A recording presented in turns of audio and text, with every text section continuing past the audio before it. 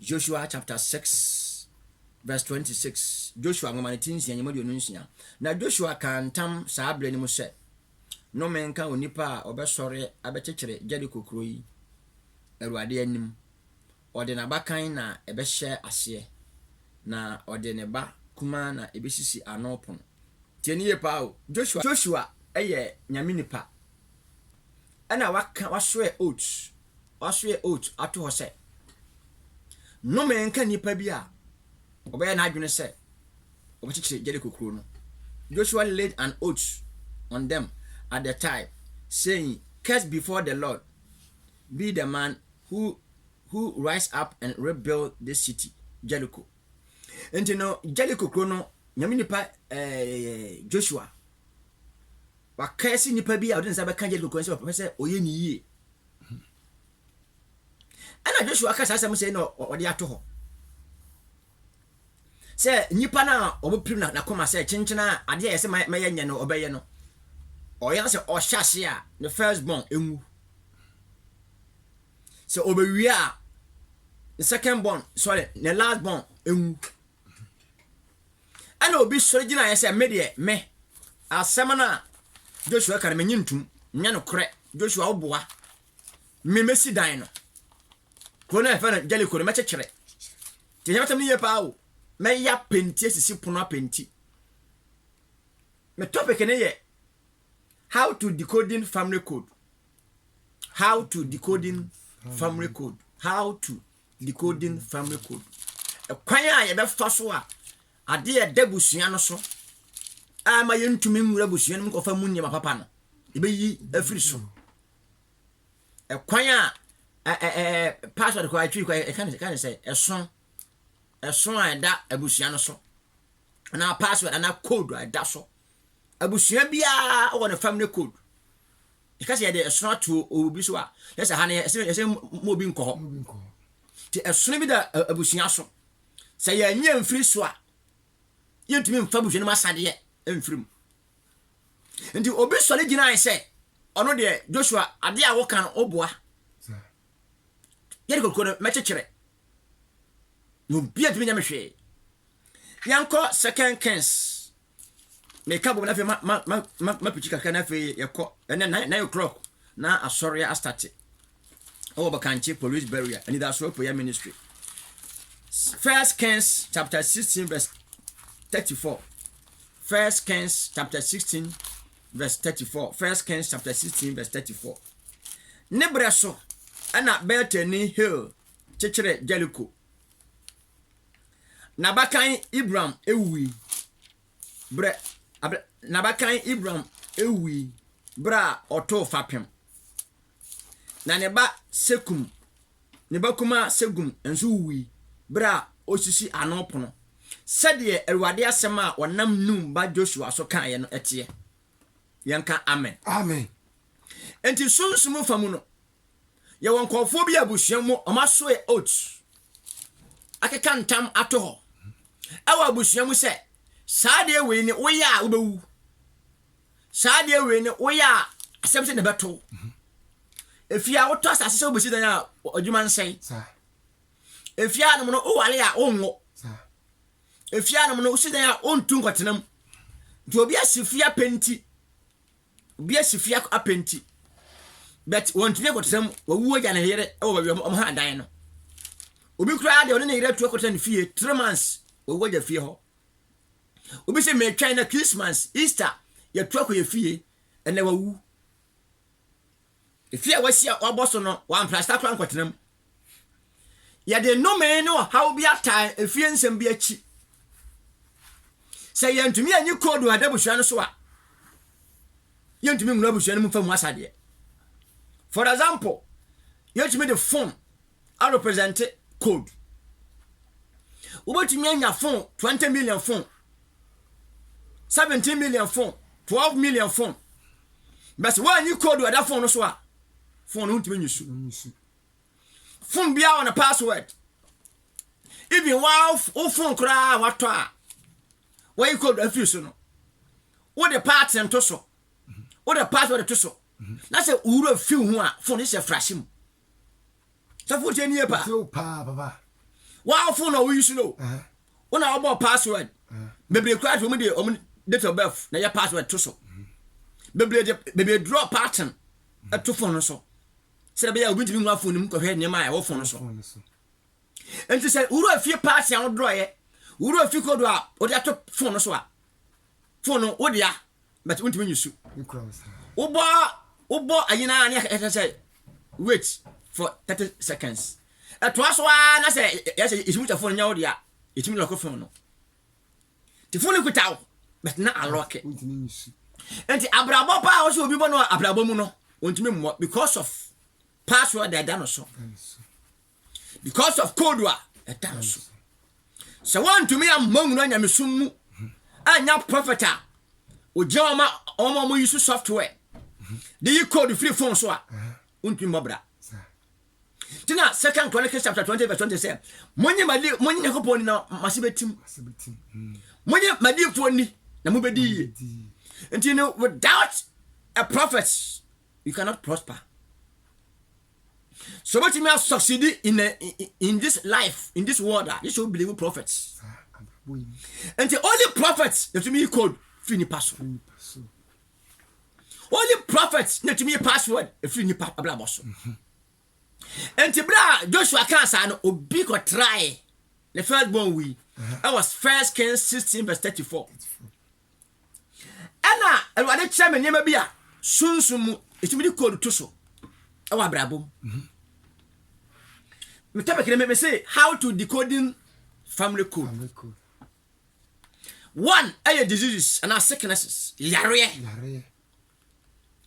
ya de yare etimi ye code to obi ara boso to wura bu shemi mu a yale basa de babu sheni ye twa obi nan diabetes, cancer, yare. Yes, you ready? A bush yare, a family disease, a trial ye, and then maybe baby who are dance yet. Yalia basa, yalia sissy pressure. If you be our pressure, we not for 10 years. That pressure never toss. But that's B. To that, come to me say, Yali ready, it will fear her. The canino, say, oh, come, Shemima, Oko Walia.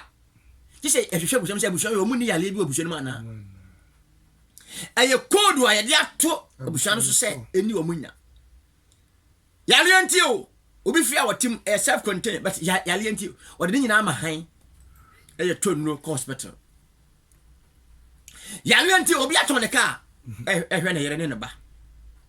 Yale anti obi aton na sase plot to ya waton. How to decoding family code? It takes only a prophet. It may decode code free. Abushiaso. And Jabasa, Yalibet Mahani Paconasa, scattered in someone. What the hospital. You want now, Bosono swing on Yare from 25th Fukono, Neba Nalia on Wakasa, Wanalia, Nukun. Yaya will be a more hospital ne. What you feel? On your crime condiment in the Duasamagu. Obi ya juma pa ya ato no so menne ontumi nko adwuma bi. Second one I building adansie. You will code where that adansie so. Enti obi a abusunya bi won ma uhuru obi a wasifie atwa kwatrem. Obi to asase 13 years ni odi dua buro. Asase e disifie no 13 years. Esofu anu abo aduro no dua buro. Amanfo ko site ko hwe ba bia mo dan yadu no wonde okwa na okodua ba nche so oto asase wi na adwuma seye ele kona ba to no light about asase no so but otumi twa blog obi twa go so no ehun ofu otumi to foundation yes ayen sese efie ho bi yen sefie nti wo sefie ri wi a wo se bibi to wo busua ni ana se oto asase wi a wo se bibi to. Nti if you are building adansie code da so no utosase a odwuma nsa ya asase ne beje fi wonsam nti obi ato plot me ensa plot 9 je fi wonsam scan ko ya sa tua na basa scan. There is a code in our family. Se nyame ne pa bia moa makodu ada so na nyam fi so a unhunu obi sa say na nyame ko me de no say wo meet the prophet Nyamdi fosia. Se oni nyame nipa nhia uhu se me code ni ti se efia ana abusua code da adansie so no efia ofo no hwe o mabra ba you born ma sika bo so me waje pa but 113 years 109 years 115 years as we ultimate obi ni reka no atwa no atunagu because o save sika na bia be bom because efia ye nsidan e code o hwe sika pa afa obi nsam a wontimi ntofie wontimi nsifie no obi kwa kwatena amanone 9 years ni 15 years ni protocol wontimi ntobi se code da so a obobra enwo mo se o twesan there is a code in every family we need to decode it so you decode this family code na free family so a ye be bre papa baba ye bo third one I marriage. Yes. Now second one, when you say building no, and you be na we call building here. Our First Kings chapter 16 verse 34. Oh yeah. Ti bebre, unam no site ahodo a bebre sisi fie for level e ho fu o ma wu. Boa adana o de block to fam na adana ye fele dan no a tim. Because Joshua kan sa no. Ana bla na e fa ni hill no. Second First Kings 16:34 no. O se Messi. Ti all new site a omo to foundation no a adana mu foundation no a na the first born team. Wow. Oh, agoro asenya no kure e dey Messi ya wie. Adana ye penti Fie. Jericho kro no. Adana ye sisi doors no. Oh new site a no o te say yesi ne ba ka kire no kitwa ne ho ehye me ba me fa ka ba wandu eso la bo team wa wu ano kai say emra na ntam kana Joshua ka to no say no kure de ya kan no obi nyini o bisa wo say edite ma wo to as you ya oduma sema ye basa Papa Isaiah 35 no so no confirm say mamu nsia dan mun tena to madam yes nti say yes sesa man to no say me nya sa na wo ya bibi bato. There is a code. There is a code in every family. To say, yeah, can't dance here, yeah, serious. Third one, I marriage. Our way. Could that so? Papa, me petty. Our code, you know. Okay. Judges chapter 19. Judges atemufo ana akandifo. Eti dunkono. Now, and I say, okay, yeah. Now, okay, eti adunu kan so a. Judges chapter 19. Judges chapter 20. Unya da just study ho. Akwa bi ne mpranam. One ne mpana. Omonam. Nko kro bi e fe ne Gibea. Mudu kwantifi ba bi na de asa. No we ma omu fie se omontenam. Ana adwono. Benjamin. One of the 12 tribes. Ida bushako du no ka chie na wo mu no. Benjamin no. O se na ko omo 10. Na Jacob kofa no na no tu be ka ho manase ni Efram no me 12. Ti Benjamin ka ho na 12. Ti Benjamin abushafo bi. Ekwache bla na mpra no. Ewurepo no e ma ne wi. Ana bla na mpra no atwe sekan. Twitwa na mpra no 12. Obanyim. Yes. Bare ekono no. Ai. Unya da just study Judges chapter 19, Judges chapter 20 e wo story no ho. No mutu twa, otwitwa na mpla no 12. Shes mate bottom. No mo supply manase fie, Efram fie, Reuben fie, ye che nipa nam. Ama the 12 tribes no nyina. Bushako du mi. Yes. Ana Benjamin abushako ndi omo si nkyai. 11 na aka ne koshia se no, ade wo ya. Yeni aketua Benjamin akoye die. Wo gu Israel ni mase. Tie ye share meeting ye ne say. Afraid ya sem na to say. Mo bia amfa ne baba. Emma Benjamin ni awale. Benjamin aseno. Ye mo bia enware. Enwale. There is a code. Nti a man dey 62, 15, 55, 49 omo nwale. Benjamin busuanu. No mko share say e die na ebetumi aye that is Judges chapter 21. O say e die na ebetumi aye afa ma aware ho because Benjamin assess Esse. Benjamin say de be Esse. ti say efia awale ni mu no endole o se me kana se ade a ho ne ayo oba anti no me say e ba bia nya wale bia mu ofie ho Ofie ho. because what go mani mase the about manager code that's why nti ema code be da awale so e wo Benjamin Edina ebusu busu anim. yobo ma o papa ko fa ko ji ono obi yere ko dai jinifu ne nsam jikanti awa domine Yemuma. yemma ma nyina yobo ma koko a o papa ko do ye obi ko do ye no o ma me o ko ji obi kunifu ne nsam ama wa domine mama se o ma ne mama nya wale biada ti code abeto mo so se efia obi oba wale bia ne krumu ti obi wale me nsan nyina ma wu wo ese sa de ya o ma me de ya me papa nti no wo o ma me fu mo mama obi a obekọ wale ase bia ye nya no Nyano. because say o ma me ma me ja me papa ya de ya ene o so no o ma bia ba wo mu bia no mo ko awale ase a ye nya wo mo nti obi wale ya 2 years 3 years na ku se se no obo ma wo nya 50 years o ti wale me nsan nyina gu What is it? Code. code da so ti obi ya wedding people miensa engagement mienu ni nyina gu there's a code in every family the team here how to decoding family code Code.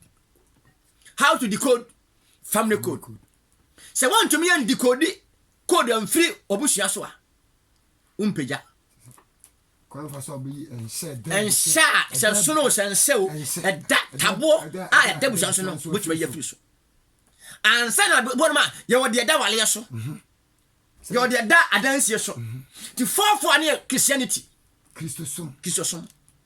we mi ngura mo me boso ala na mate ho kakra enne na ye de ya so le ne na gina so bom pai Kwa wale di waka quotation ben na ya ni wonken da bi de ntia wale egu no ma kire kodi da so se utie me bia ho ne ya bom pai ya from 3 o'clock ba me sabre bia da bia utie me untumi mma sikase mun koyie adwuma nkoyie kodi ya de be da so blane ne yen hia me ncheche mun kire ni en fa hwempai ni en lay hands fa deliverance fam ni en sano kodi be ya fi so so.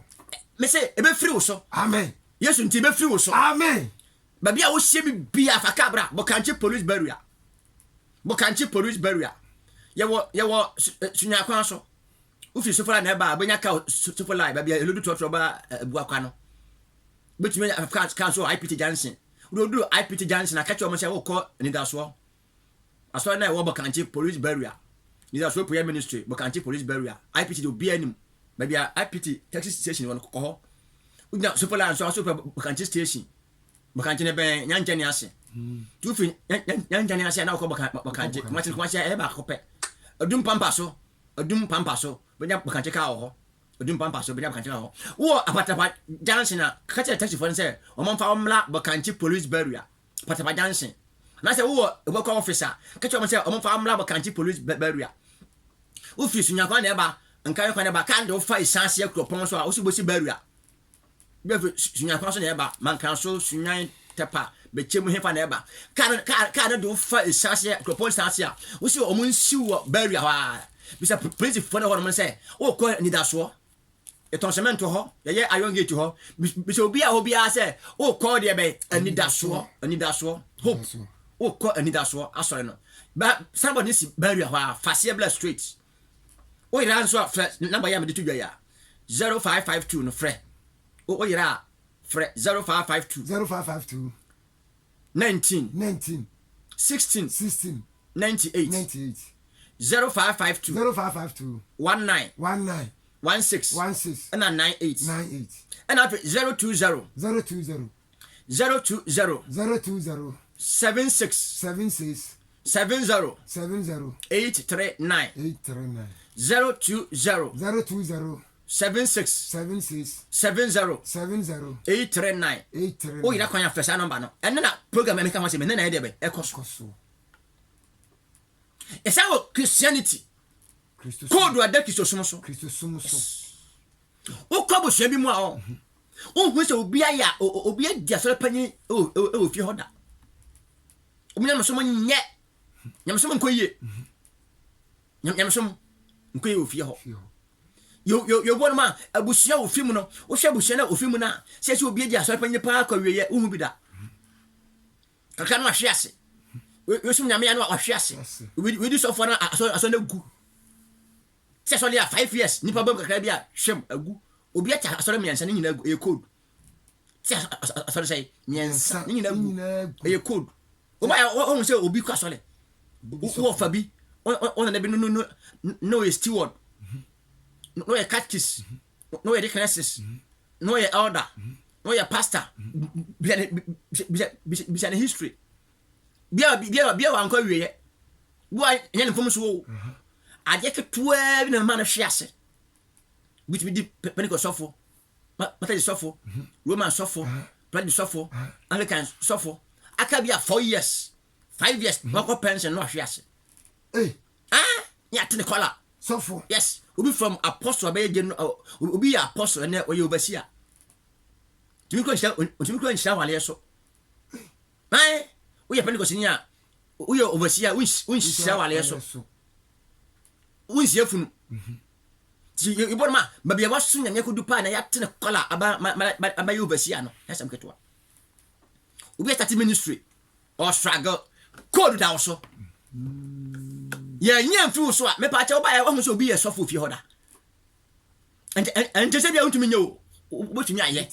Ade bia abakofo na di kan start ye. But se wa nya boafo a untumi nye. That is code on you. And say ada busia so obi ni sofo. Obi ni sofo. Enye sofo die kokon. Obi obo ma o pese wo sum nyame ye. But o ya no o sa hwe ase. O ya no o sa sa na chi. Nyame sum na nye. Bon huma din bebre ensano mi.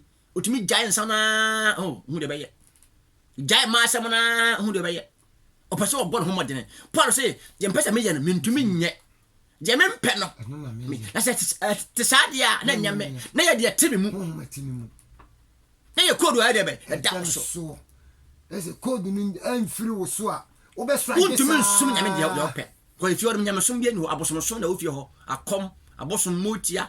Mala say nyama basa na ofie ho ti ebo se mrantie kama aduru Sunday no o manyi sika na so mo kwaso de ko ba for de tu ya tight bom pa ma nyame bom ho ban no mo timutu ase edi mutu te party o mo te party so bo Sunday special bo se ababante 22 be 39 40 tim no wu because on kwaso le oni ban bo bia me pa cho yo on pa bo ni wa so le you born ma o kompa but o nko asole you do Friday a kompa ebo do Tuesday a kompa ebo you do Sunday a kompa ebo but o nko asole nyan na meka me come ma din kiso suma tum so mo sum nyame apa ha bi akọ aje bi show mo so o je meka na se pa da ya so nyina ya ti san ko a se wo ade bi wo esi woni so o pese wo ye na so ade no wo ya enkotini ko wie wo kukura na frato wo de so a na wa ti ato eno na o nyame be na mo so ayi ko papa pese bisa question mi no na me fa we nsi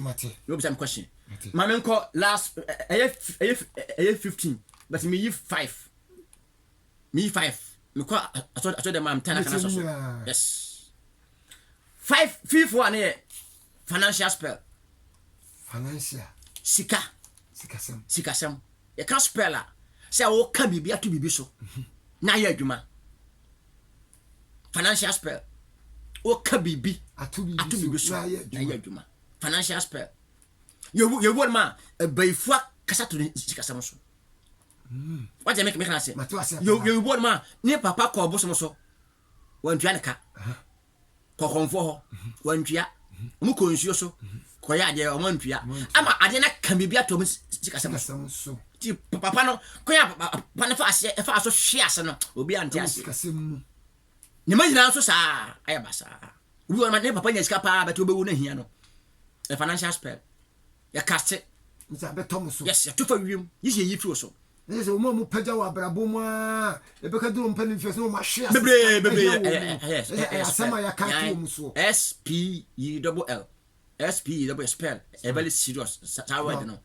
and also I know what and for the agro nti baby ho ma ya cast spell ato o so ama bra bo ne nkoyi sika sem na meka wasem no o ye adwuma pa sika fa ne nsem wo ma sika every day o sika and so o sa na car oni bi plot oni bi what's the make can I say sika ne ba nsem de bet hu ade o de ye ya spell because ye pese o be sika 1 billion ato bank you want my spell and if you know 20,000 200 million or series 200 million one tra if you got 5,000 50 million ai it mean 20 million you born man with me to susu good dem sa okoyia okones kana ayire film and then me picture one different network bi so awie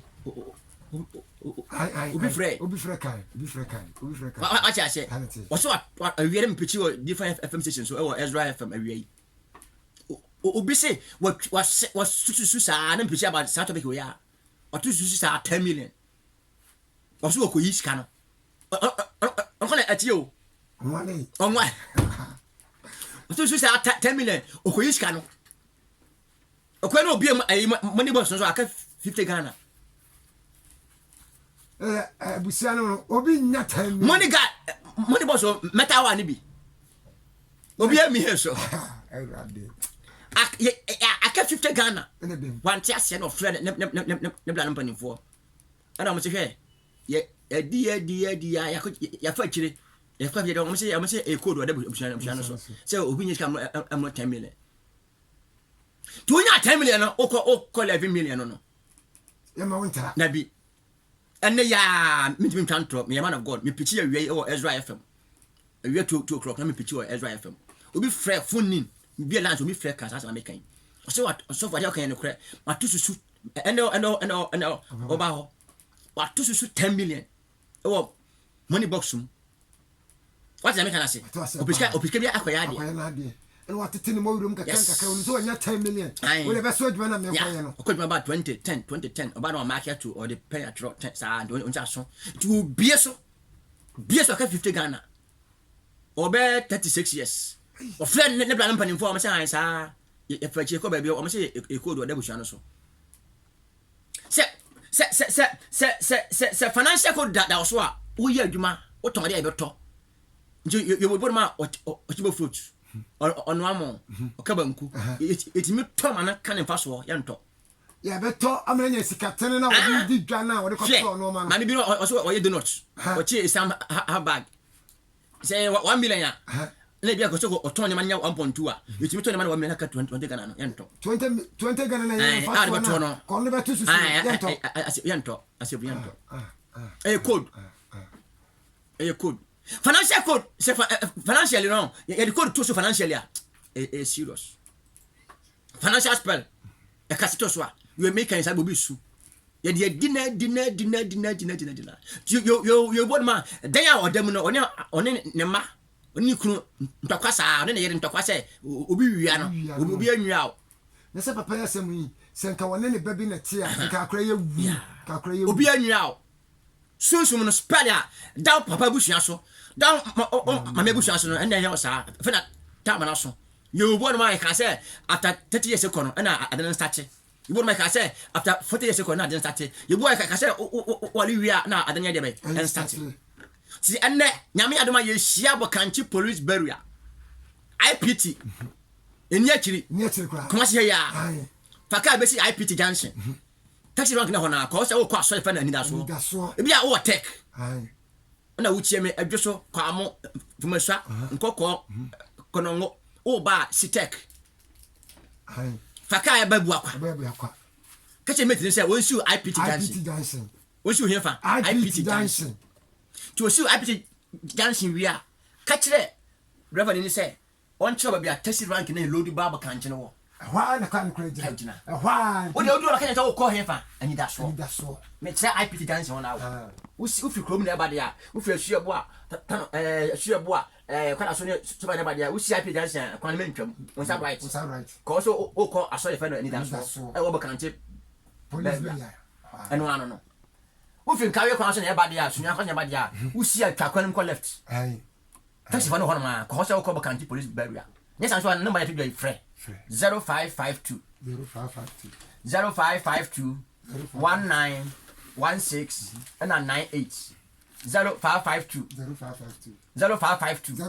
1916 and 98 o fresh papa ana so for hana migina e fa na me fa ka ba simple ye pichi kwa ye wasipo phones na o asofo do ba bia wo bia o da kwa ya fa lines mi enu na yin choba bia e benya ka aba simple kwa 020 tro no man to 020 76 70 and 839 020 76 70 839 Papa, that's what I mean to you. Papa, na on say Joshua, and say mra say. No me can nipa obechichire Jerry Kukuru. Me bo. I mean, I don't see you about good no. Time nti yafa that's an ha. Topic na me kasa fa ho ne how to decode family code. How to decode family code. And then I no kasa fa ho. Joshua chapter 6 verse 26. Joshua 6 verse 26. Ne confirm no e wo 1 Kings chapter 16 verse 34. How to decode family code. Anopa ye no hia e wo Bokanti police barrier. Nyame nhira atiefo nyina.